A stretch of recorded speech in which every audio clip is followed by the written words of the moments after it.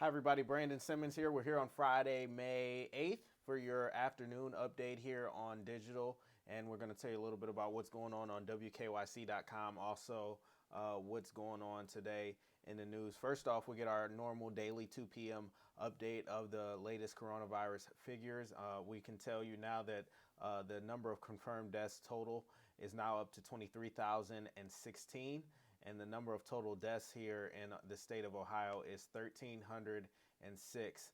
We do know there's a median age of age 51 for the people who have been diagnosed with coronavirus or COVID-19, and 55% are male, 45% are female. So those are just some of the latest figures to come in.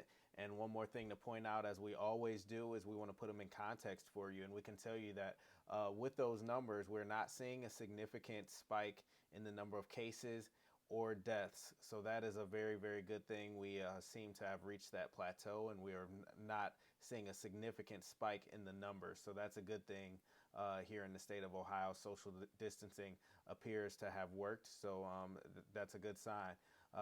We're not going to stick too long on coronavirus right now. We're going to get back to that in just a moment, but want to move on really quick just to some quick news from Cedar Point.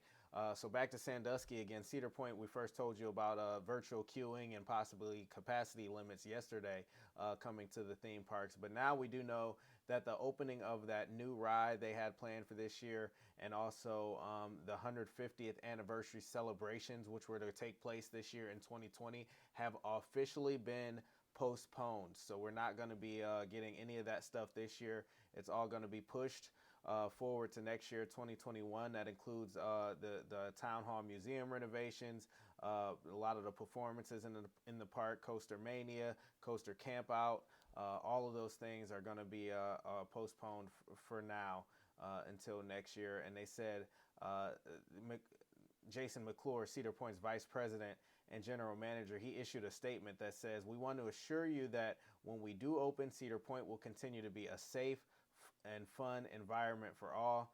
And he also continued, "Our team is 100% committed to this promise, and we are working alongside industry experts and government officials toward this shared goal." So obviously some sad news there, but obviously the right thing to do is just kind of push it all off until next year when we can get a good celebration that is what we expected it to be this year, so to speak. So that's a good thing. They're pushing it off. We'll be able to get some more of that next year. Now, again, back to some of that coronavirus news. Today, we did not get a press conference from Governor Mike DeWine, which is the second time this week that he's kind of skipped a press conference and decided to have it another day. Again, we're expecting more big announcements on Monday.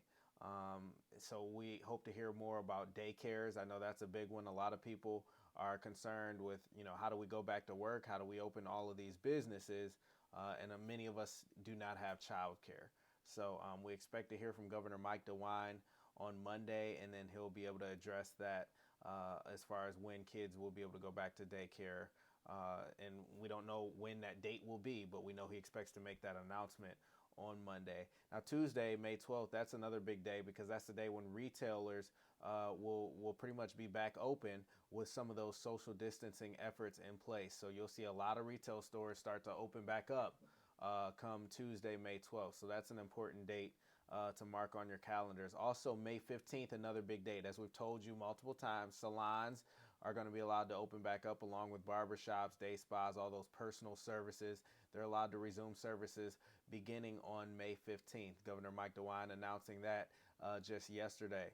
The other big announcement, restaurants will also be allowed to reopen on May 15th to outdoor dining only on that May 15th date.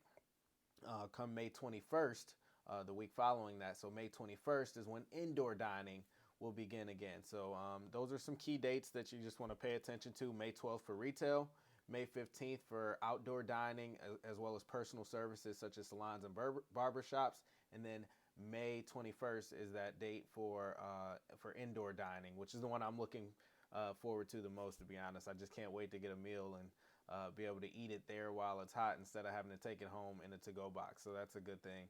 And no announcements yet have been made about gyms. I know that's something that a lot of people have been asking about, but we simply don't have an answer. There's a chance DeWine could address it on Monday, or maybe not. We'll just have to kind of wait and see, play it by ear.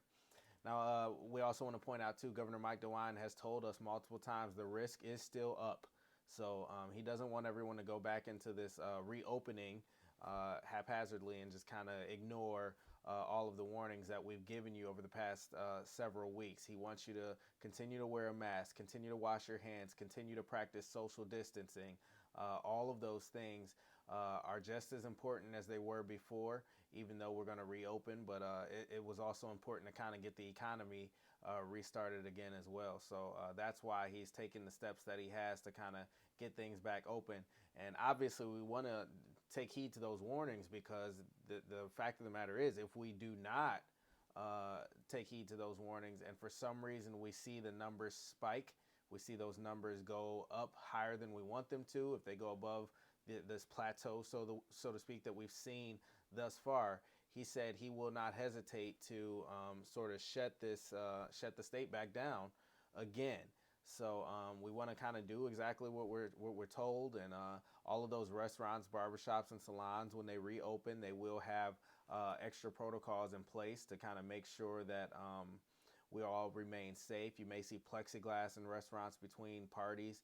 You may see additional spacing, so there may be an empty booth between you and the next party. Parties will be limited to 10 or less.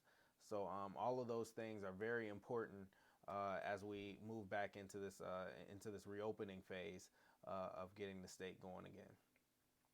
Some other news: a new study shows that there are no benefits against coronavirus that was treated by an anti-malarial drug. The U.S. FDA has warned against the use of hydrochloroquine for coronavirus infections, except during formal studies. But again, no benefits against coronavirus treated by that anti-malarial drug. So that's one thing we wanted to point out. And this, of course, came after President Donald Trump had kind of hinted that he thought that it could be a good treatment. And we do know that some people died after attempting to self-medicate, which is also its own separate issue. You can never self-medicate at home and try to take care of symptoms of coronavirus or any other thing for that matter. You always want to go to a licensed professional, licensed doctor to make sure that you are getting the right dosage and the right medication for any ailments that you may be facing. So again, that study shows no benefits against coronavirus from that anti-malarial drug. Also, some good news. We're going to go out to Avon, where a junior there took the ACT test and scored a perfect score, a 36. Congratulations to Cole Emmerin. He's a 17-year-old, and this was his second time taking the test.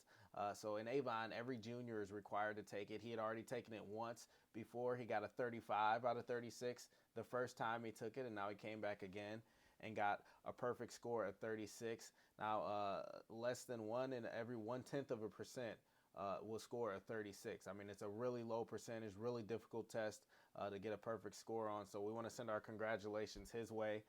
That's a really, really awesome feat. I can tell you one thing: I didn't score 36 when I took it, but hey, I tried my best. All right, and on to some weekend news, just to get you guys all ready. Obviously, this weekend is a very, very important weekend. It's Mother's Day weekend, everybody, right? On Sunday. So I don't know if you have already or if you've been thinking about it. It's time to go out and get those cards, get those gifts. You've only got 2 days left. So we want to send out a congratulations to all the mothers out there. Just wish them the best. Send them our love on Mother's Day. And also to let all those people know who should be buying gifts from others, we have some information on our website, WKYC.com, some guides and different gift guides and options that you can treat your mom to during this special day for her. So if you want some ideas and you're running a little bit late, you're a procrastinator, don't be afraid to head over to our website and get some information there, WKYC.com, and hopefully we can help you out and keep you out of the doghouse, so to speak, with mom. So make sure you send your love to mom this Sunday on Mother's Day. Well, that's it for us here on the afternoon update, Friday, May 8th, here on WKYC.com and all of our social platforms. Be sure to follow us for more information throughout the day and also throughout the weekend. And Stephanie Haney will be back on Monday to join you once again. I've been filling in. Again, my name is Brandon Simmons. Hopefully, you've learned a few things throughout these updates, and hopefully you stay with us for the most up-to-date information. Again, join us on WKYC.com, and we'll see you later.